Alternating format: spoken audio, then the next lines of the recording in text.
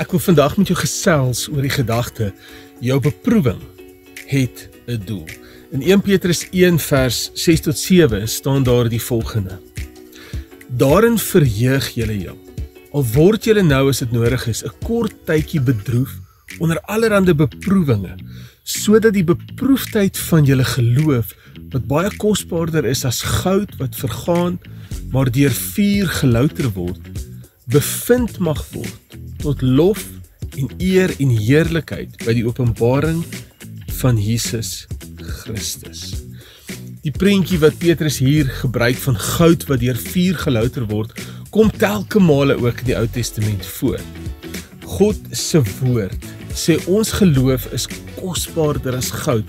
Dis kosbaarder as die skatte van hierdie wêreld. Ons geloof het ewigheidswaarde, want beproefde geloof verheerlik God.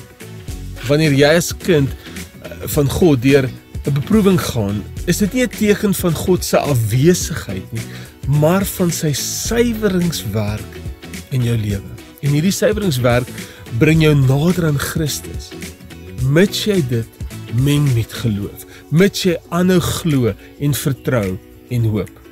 Hoe meer jy toelaat dat God jou suiwer, hoe meer verheerlik jou lewe hom. Jou beproewing is nie verniet nie. Dit verheerlik Christus. Die Here seën.